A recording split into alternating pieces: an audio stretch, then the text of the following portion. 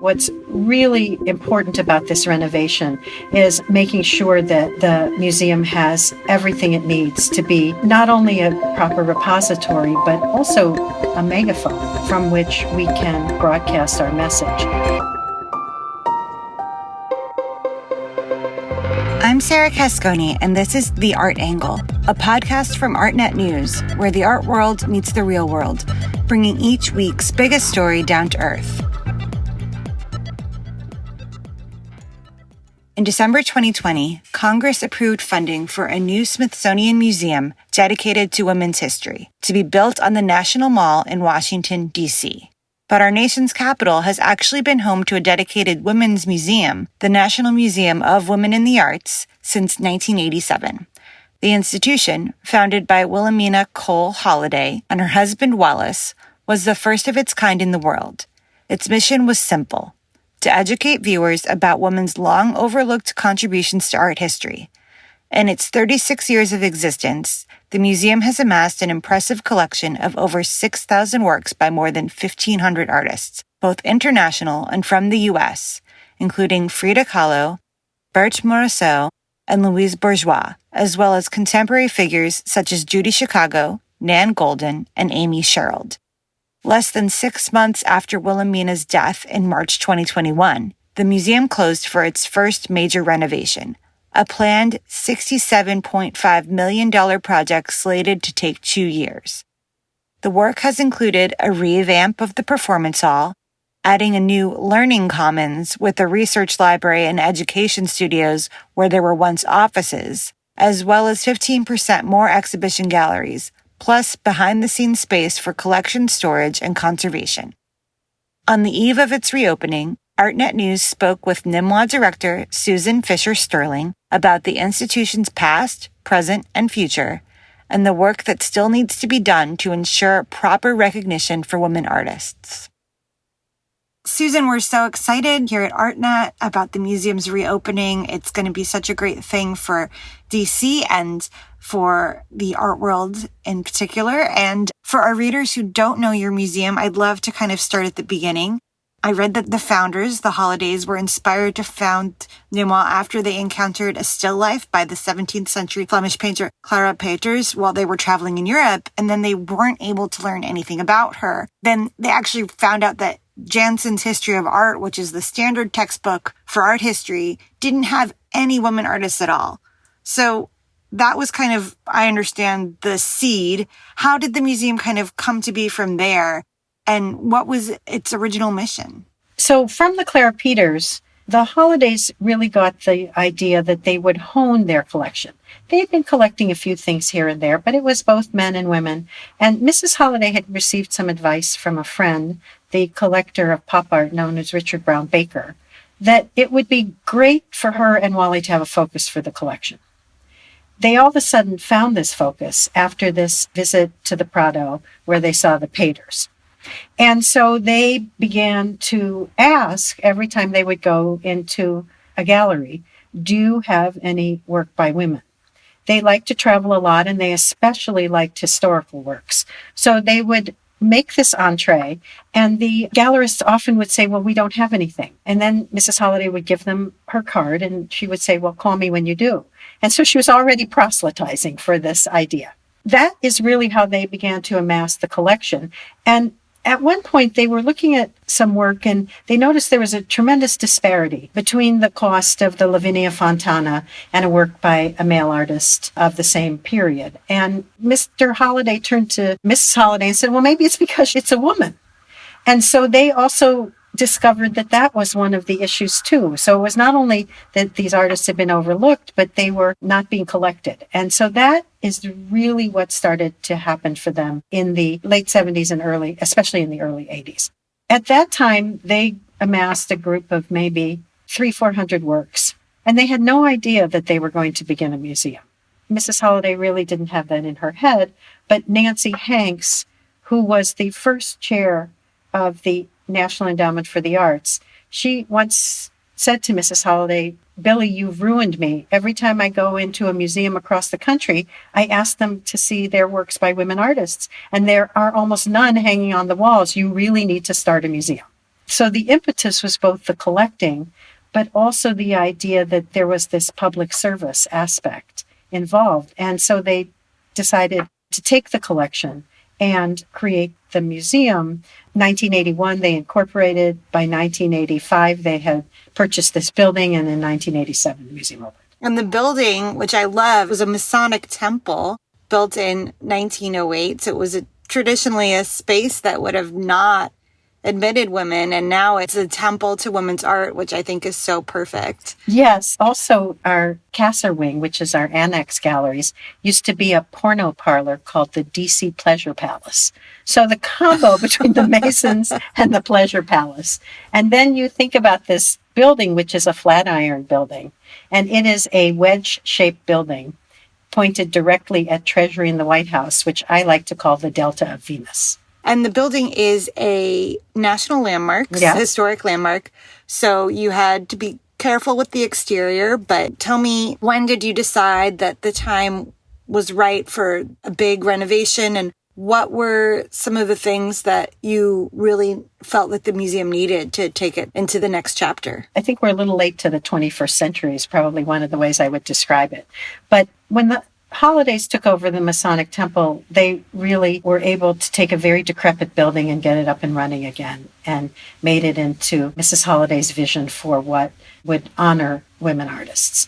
But even with good stewardship and good maintenance, 30 some odd years later, buildings are ready for overhauls. And then there are new standards that come about.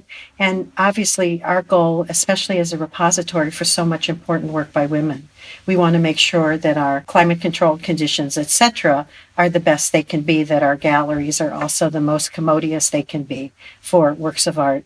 And so what's really important about this renovation is making sure that the museum has everything it needs to be not only a proper repository, but also a megaphone from which we can broadcast our message. Beside the gorgeous expanded galleries, one of my favorite things are these conduit trays that are up in the ceiling. And what's great about that is that means everything we need for streaming programming, everything we need for connectivity, for interactive kiosks, etc., is all in the ceiling, and we know where it is. And that's good because that means there's no longer people threading things through the ceiling and watching people have their feet fall through the ceiling as they try to bridge those conduits through the museum's interior. And so we're wired for the next century, which is what we need to be. And then also you have these great new spaces like the expanded gallery and the Education and Public Program Studio, a completely new performance hall. So we took everything down to the studs and purpose-built it, which is incredible. And of course, I'm sure it wasn't an easy decision to close for 2 years. You're the only museum really of your kind. How did you make sure that you were continuing your mission and connecting with audiences and making sure that people were still thinking about women artists while your doors were closed? Yeah. So in a really weird way, the pandemic hit, and then we were closed for a good part of that time. And what we were able to do unexpectedly is concentrate a lot on our social media and all of our digital work. So 85% of the staff time was really moved over to experimenting in the digital realm. So by the time the building actually closed for good for renovation, we had a beautiful Sonia Clark show once we had a break in the pandemic for a while, and then we closed for this renovation. And during that time, we'd already done all this experimenting with digital programming, whether it was the Art Chats at 5 or a project we had with the Baltimore Museum of Art, which was Art Exchange, or the Women Arts and Social Change programming, our Fresh Talks that we had figured out how to do effectively online. And so there was the steady drumbeat of programming throughout the time that we were closed. And of course, because people were used to being at home and were used to having programming, we were able to continue to do the work without being in the building. Our hashtag 5 Women Artists campaign also, which is something we would do in March most years, we were able to expand that to a full year-round project. And that's involved as many as 1,500 cultural institutions across the globe. So it was that kind of reach. And It's a long answer, but the good news is after all that digital programming, we have a strategy now that's in place for how to continue to implement digital, which is part of the way in which we do our outreach most effectively. I love the museum's 5 Women Artists campaign, and that's kind of challenging the everyday person on the street, on social media, as it were, to see if they can name 5 women artists. Because for a lot of people, it's more challenging than any of us would like to think. Why do you think that campaign has been so successful? And do you think that it's had a real impact in changing the number of people who are able to meet that challenge, as small as it is? I definitely know it's had impact because we've had places like the Uffizi sign our pledge, which was one of the campaigns we did. Please sign the pledge to include more women artists on the wall of your museum. And so the director of the Uffizi, who came here to speak in the Women Arts and Social Change programming, he signed the pledge that year. And we also did a museum hack with the Tate. We took over some of their digital media outputs during Women's History Month a number of years ago. So I think when you partner and you also have the outreach, it's effective. The idea behind 5 Women Artists, #5, really came from Mrs. Holliday's question that she asked before the museum began. She would start her slide lecture with the question to the audience, can you name 3 women artists? Well, once the audience got good and they could name 3, which was usually Cassatt, O'Keeffe, and maybe Grandma Moses or someone like that, she upped it to 5. And then they were stumped again. So what we're really hoping for That's so sad. is that we can go from 5 to 10. And I think you have to have targets, and I think that's a worthy goal. So to circle back to the renovations, I love that you hired a female-run architecture firm, Sandra Vicchio and Associates, to lead the project.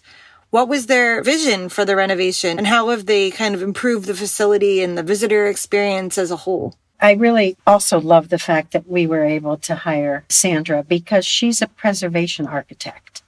And a lot of projects now, you have very high-profile architects making these great new buildings. But we really wanted to stay where we are because the museum's home is 2 blocks from the White House and also really accessible from Metro Center.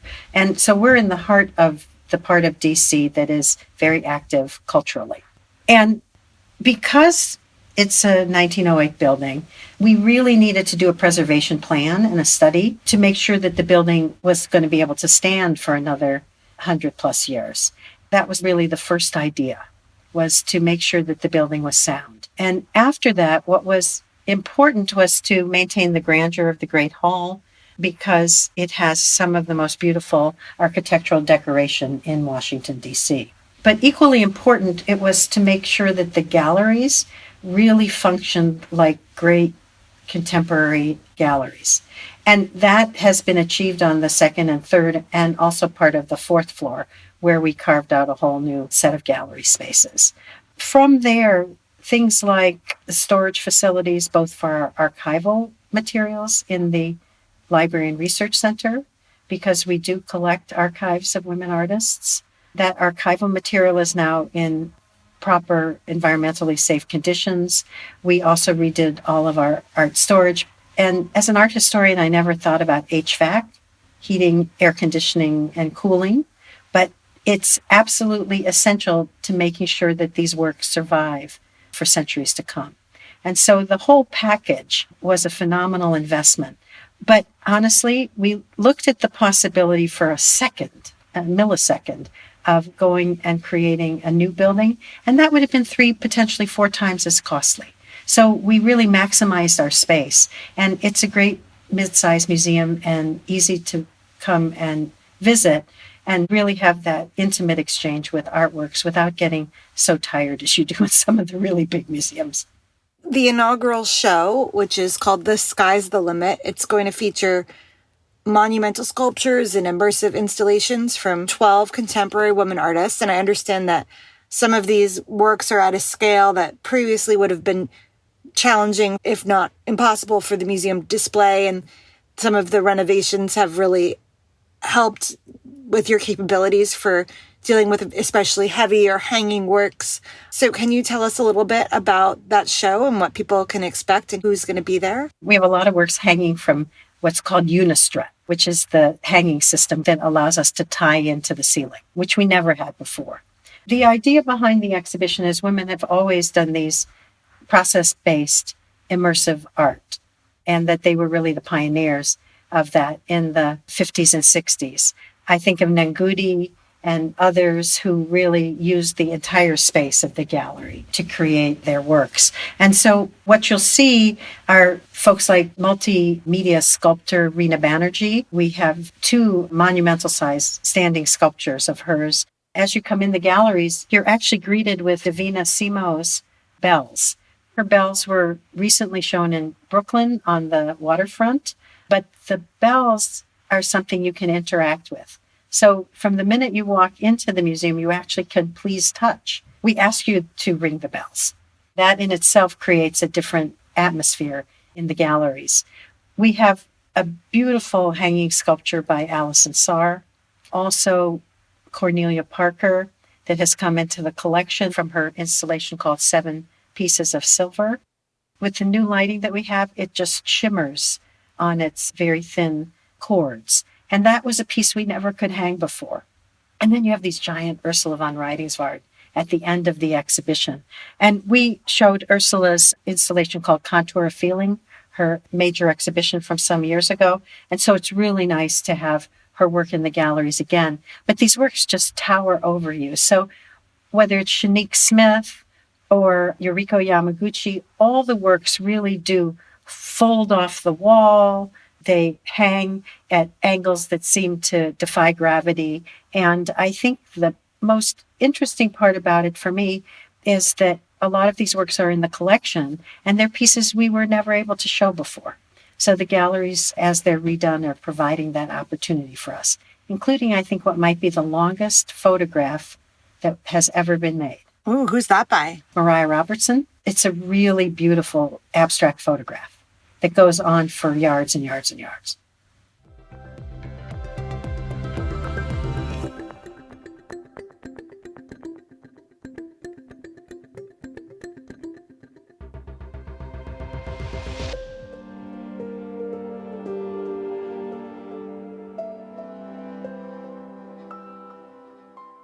So that's the inaugural exhibition. Of course, there's also rehanging the collection. Mm-hmm. And something that Nimois does a little bit differently than other museums is that they don't arrange the collection chronologically, which I've read is because at most museums that do that, it kind of gives women and artists of color the short end of the stick because they're kind of stuck at the end after you've kind of been looking for a long time and your eyes are tired.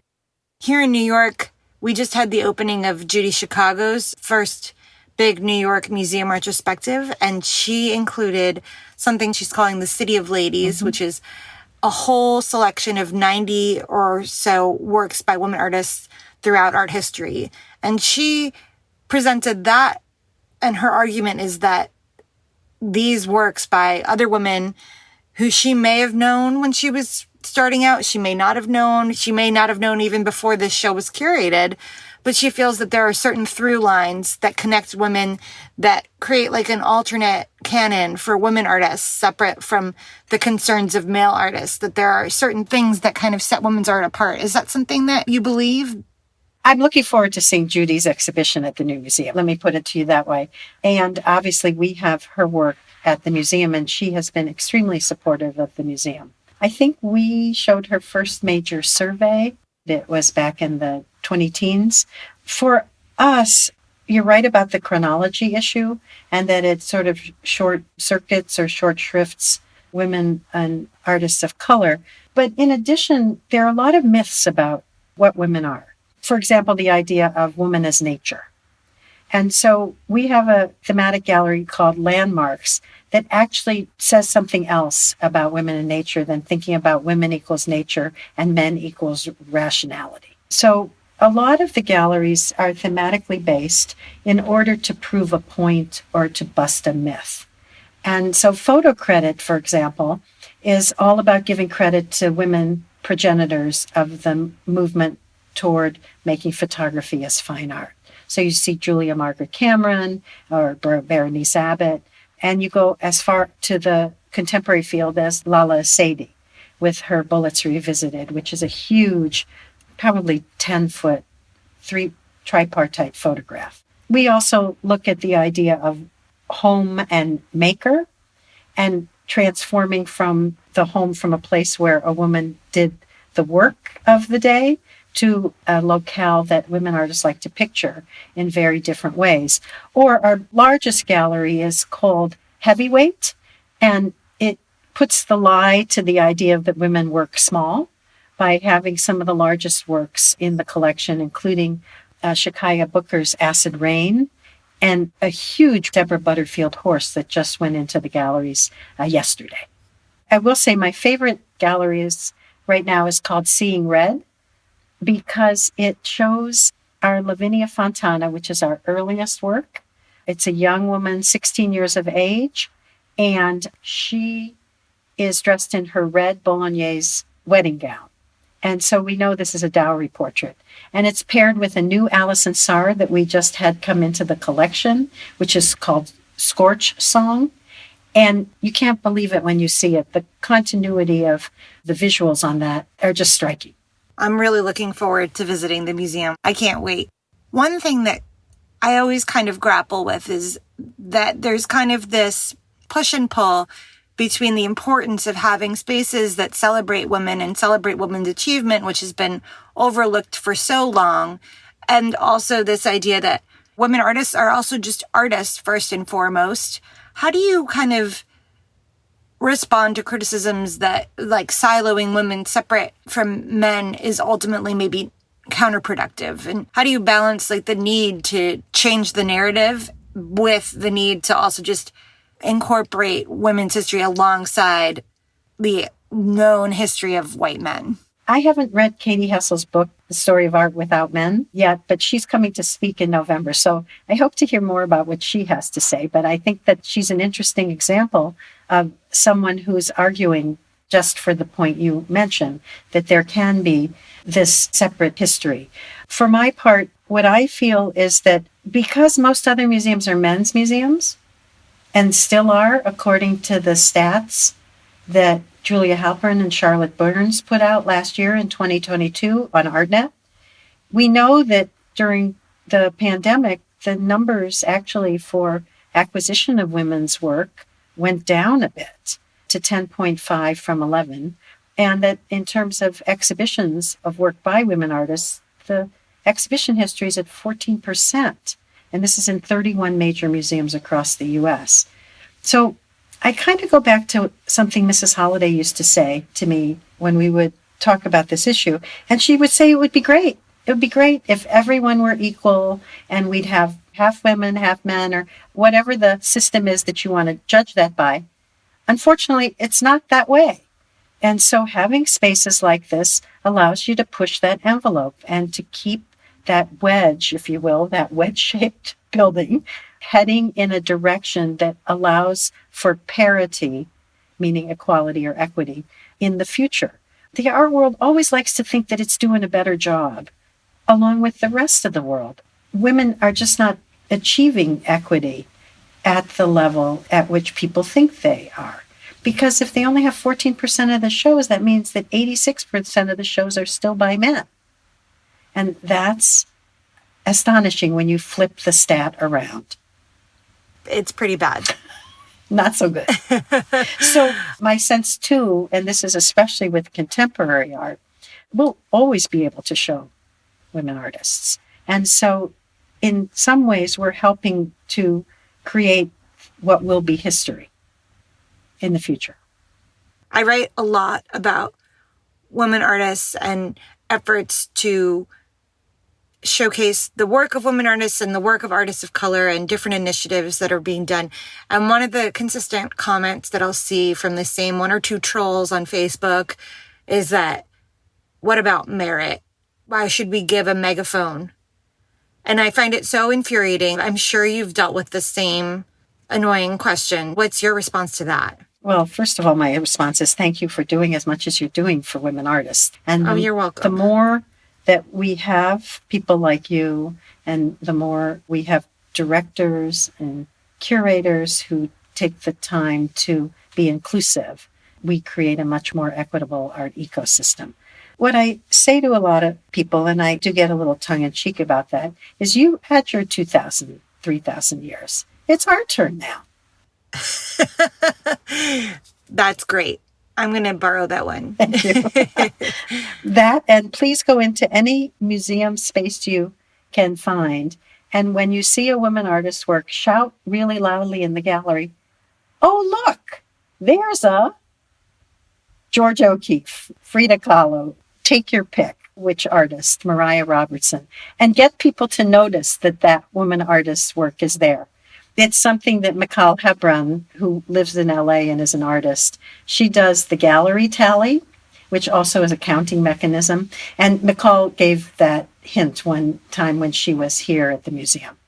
Just shout out loud when you see women artists in the galleries and in the museums. I love that. I always tell my husband, but I'll just need to raise the volume. That's the volume. That's right.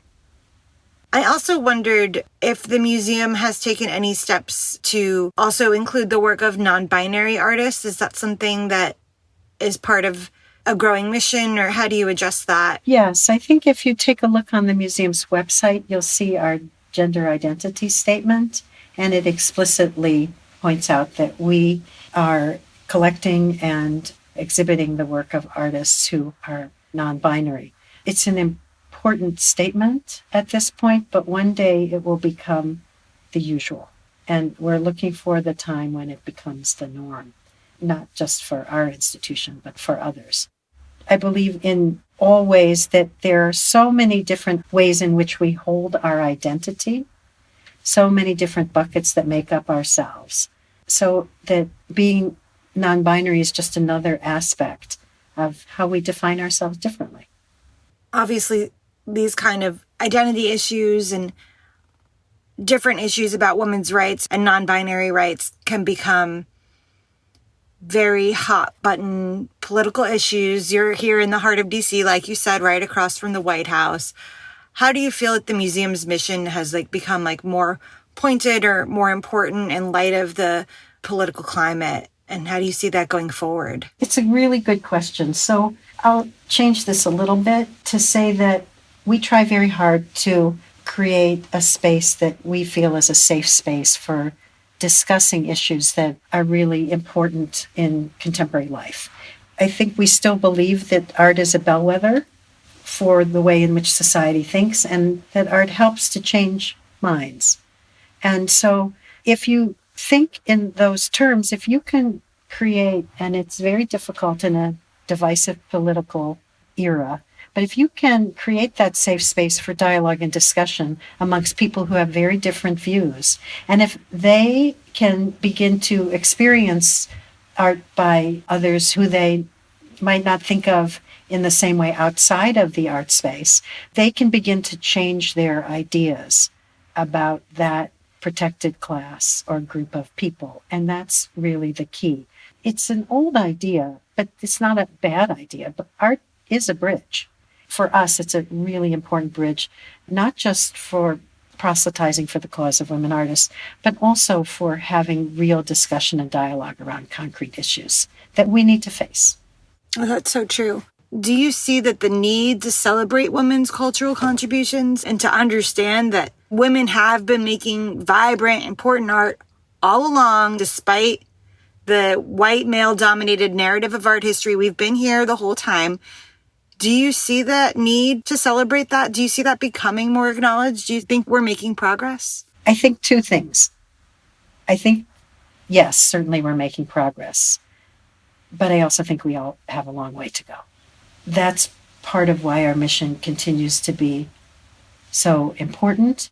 Sarah, I have to think, and I think about this when I look at the Museum of Modern Art, which was founded by 3 women, or I look at the Whitney Museum of American Art, which was founded by a woman and run by a woman, that these are places that nobody ever questions, even though there are other museums across the world that show modern art, or there are other places in the U.S. that show American art. I really think that the National Museum of Women in the Arts will always be a viable entity because there will always be great contemporary artists for us to show.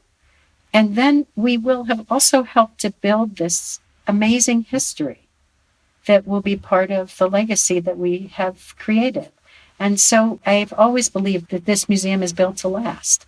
And I love that even though it's called National Museum, it's an international collection, and it sounds like it always has been. It is international. And part of the reason it's called national is because it's in D.C., and there are a lot of museums called national.